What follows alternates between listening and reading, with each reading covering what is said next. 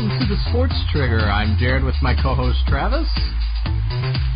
Here to ignite your day. Welcome back to the Sports Trigger, everyone, where today we are going to be discussing the bench mob and all their antics. Travis, does it affect players on the court? Is it a good thing, bad thing? Do you like watching the bench mob go off? Yeah, I'm a huge fan of the bench mob, Jared. Huge fan.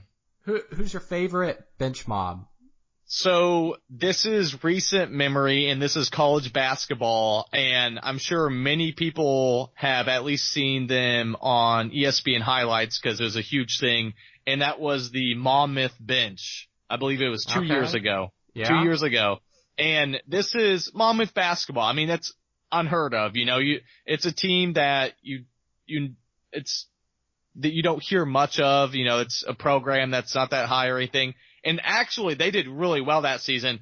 But some of the things that they did are just so bizarre, and you never see a bench. You see bench reaction all the time, and, you know, doing the 3-point stance and, you know, shooting the arrow and different things. But they seem like they coordinated this, and it's just so amusing. And if there's one reason I'd want to watch a Monmouth basketball game for any reason at all, it would be just because of the bench.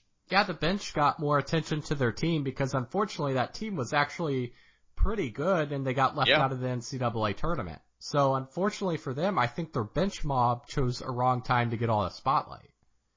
Right. Yeah. Poor timing on their part. They should have chosen one of their other several poor seasons that they have within their history. Yeah, and they have several of them. We could definitely attest to that. But you know what? I'm not a big fan of the bench mob. You know, I don't mind seeing them, celebrate off to the side and do their antics. Like, you know, the Warriors all have theirs. You have the Cavaliers that have been huge. When LeBron was over in Miami, they had their, snapping photos, all that. They kind of got the party started there. I'm more of like the single lone wolf out there, like the Lance Stevenson throwing the choke sign over to LeBron James, like that type of bench player. I like the guy that's there that does it, and the rest of the team kind of looks at him and is like, "Wait, what are you doing?" Like, no, we don't need to do that. I want to see more of that. I don't want to know like, okay, guys, we got this all planned out. I want some solo artists. Yeah, I want some spontaneous solo artists out there. I think there's great potential out there. But in terms of actually affecting the game, I guess you could say that because, players are emotional, especially, I mean, it doesn't matter. College, pros, whatever. You do one thing that somebody's having a bad day or a bad game and they just happen to take it wrong, then, all of a sudden they're all up in cahoots about it. So, can it affect players in the game? Yeah, I think it can. Not all the time, but yeah, I mean, just think about it.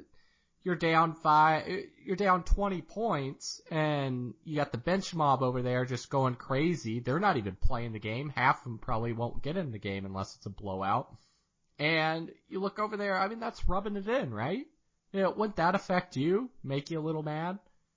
Yeah, no, and what I love too is, and you see this all the time, whether, the bench is really that active or not, but, if there's an out of bounds play and you'll see the bench, talking to the player, especially in the NBA, you'll see the bench talking to players, and, even when the game's going on, you'll see someone dribbling the ball close to the bench and they'll be talking back and forth a little bit, jabbing, and I love that too. It adds more to the game, and it definitely makes it more interesting. Granted, we don't know what they're saying, unless SportsCenter or whoever's broadcasting it kind of has subtitles and is able to get that info in there. But it's fun kind of guessing and making fun and seeing, what could they be saying, and if it actually gets under the person's skin, because it can happen.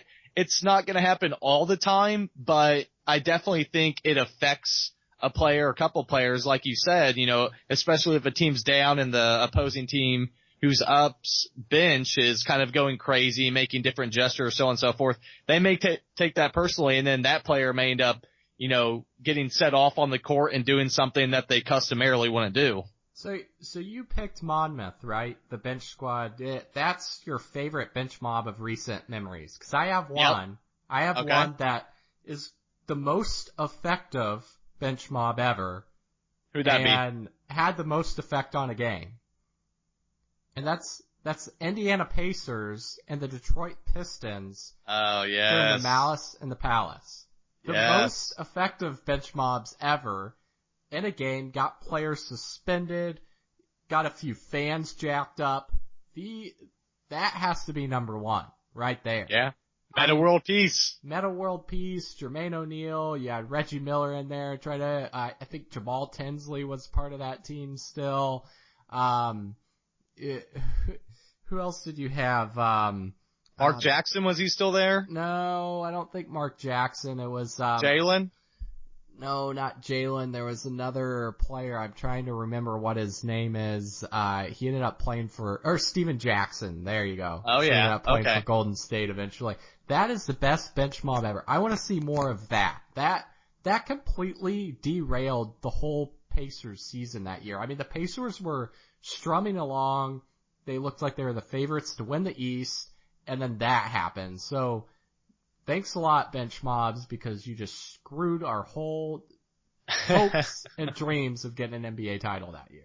Well, and see, that's the sad thing about today's NBA is if something like that would happen, you'd be gone the whole year. I mean, you'd maybe even be gone into the next year. So, I think that new rules and regulations, even in NCAA, kind of take away from what you can do in enjoying the game.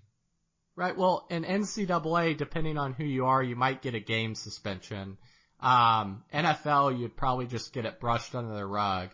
And then NBA, they'd probably kick you out for 2 years because they don't, they've been battling the whole image long enough of, thugs. No fun league. Yeah, no fun. They don't want to be thugs. So you can't be thugging in the NBA. So, with that being said, guys, thanks a lot for joining us on another episode at the Sports Trigger. And until next time.